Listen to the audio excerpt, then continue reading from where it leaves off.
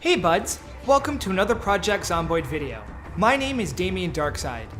This video will be going over the weapon classes of Project Zomboid and will also apply to weapon mods as well. This way, if you come across a new weapon that you've never seen before, you'll have some idea of what it's capable of. If you like Project Zomboid content, please support the channel and hit that button down below. I also stream on Twitch. Speaking of a growing community, I've been getting a lot of new subscribers on my channel, and plenty of them are new to Project Zomboid. Many don't know the benefits of leveling up your weapon skills, apart from, it makes my weapon work better. And they don't really know the advantages or disadvantages of each class. This video will go over each class, and instead of dropping too much math on you, it will rather go over tips of when you should use them, where you could find them, or other hidden benefits. Trust me, Project Zomboid is full of math as is, and we're just going to keep it simple. I'm also not going to be going over firearms in this video, because their mechanics are going to be completely different, and maintenance doesn't affect them.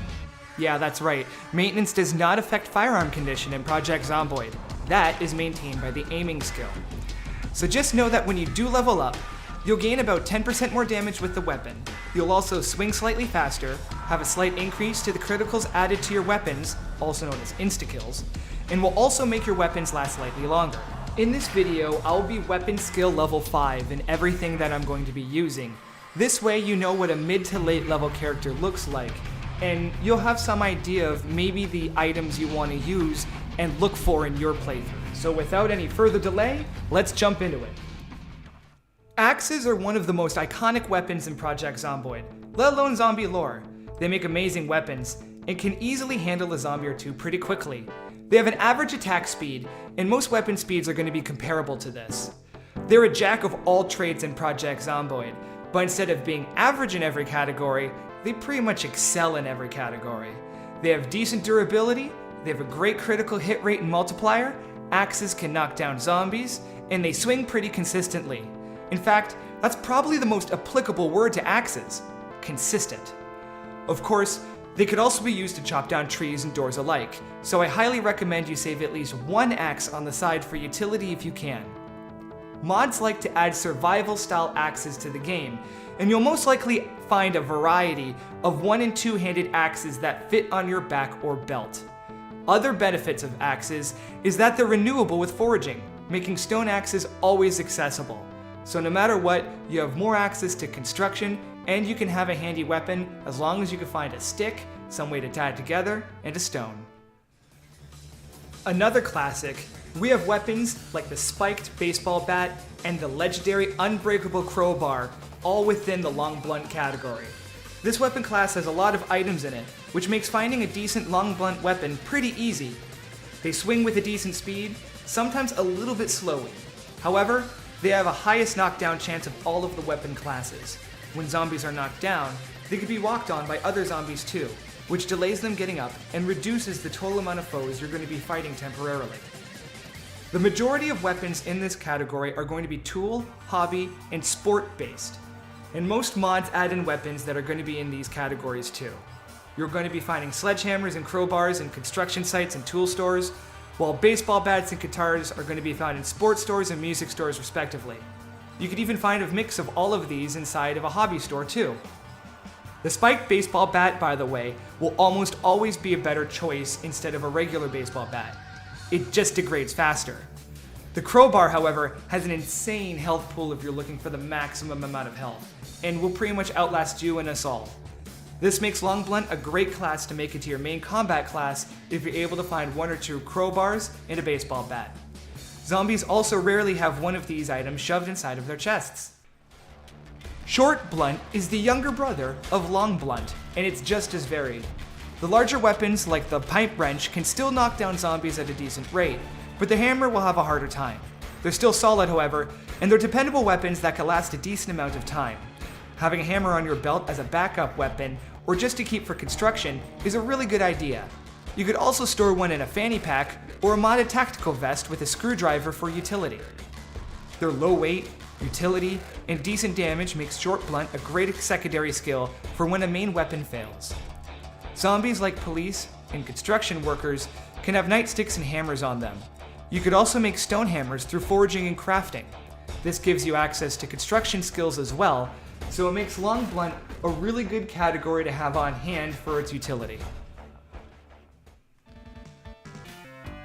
You all want the katana.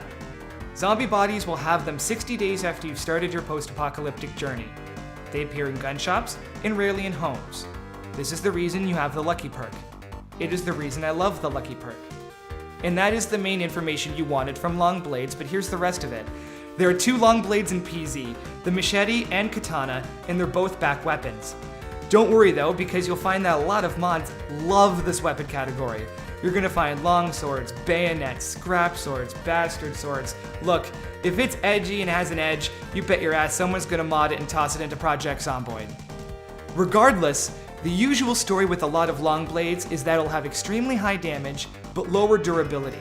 These are great for clearing out any location of a large crowd of zombies. Almost every single hit is guaranteed to kill, especially at the tips, and especially at higher levels. They're also fast swinging and could dominate crowds easily. Just keep an eye on that durability if it's getting kinda low.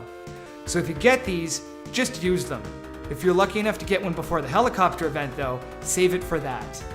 If you're gonna be finding them, burning them on XP and just chopping down in front of gun stores or high loot areas is a great way to use them. Even at low skills, you're gonna be dropping zombies as if you have a higher skill. And then when you have those higher skills, it's gonna be a breeze, and they're gonna last a lot longer. So enjoy these moments while you can, because unless you find these a lot, they're gonna be fleeting. Now, unlike their short blunt cousin, the short blade class isn't just a smaller version of the long blade skill. Basically, this class is going to host mostly knives, but also have some side items like scissors and the hand fork that have a lot of utility. All of them are going to be one-handed. This class can be just as versatile as the axe skill, being used in a ton of crafting components, especially for cooking, as the classic kitchen knife is used in almost anything to do with food preparation. Always save either a hunting knife or a kitchen knife for utility if you can. For fighting, higher tier short blades are actually low-key amazing. They can handle up to 4 zombies easily in a chain, or even higher if you have a higher skill. You could actually chop a small crowd down pretty fast with one of these. Many people skip this class over because they think that knives are a bit scary around zombies, and you have to get close. This is true, however with a little bit of skill, you don't have to worry about a thing, especially with those stun locks. They also have a head stab move in stealth. This is able to trigger when your character's hand is raised in combat when there is a zombie within range.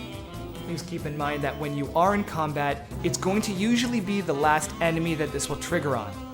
Do be careful, as the knife can get stuck in the zombie skull as well, and you'll have to pick it up out of the inventory. Modded knives and normal knives, however, can be used when you are very tired, which can be a great way to have an exhaustion move that can be used in desperation when you have that one zombie left that's trailing you. Modded knives do have to be tested, as some do have a terrible range. Most of them are amazing knives and bayonets that people do add.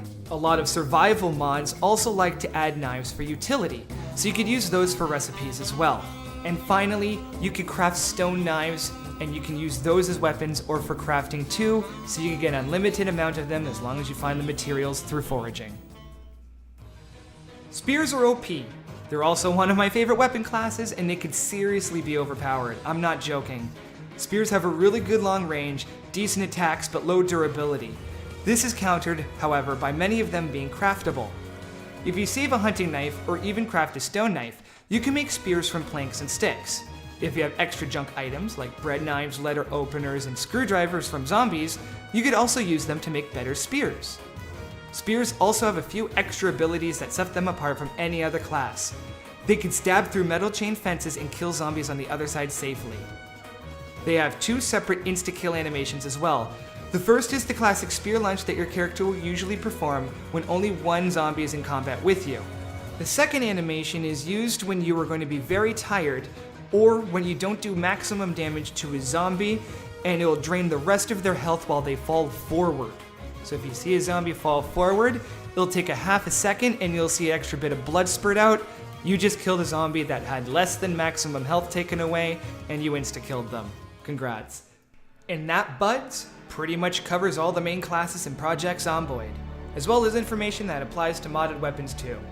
Sometimes Lady Luck gives you a katana and a baseball bat, Sometimes you have to deal with a kitchen knife and a hammer.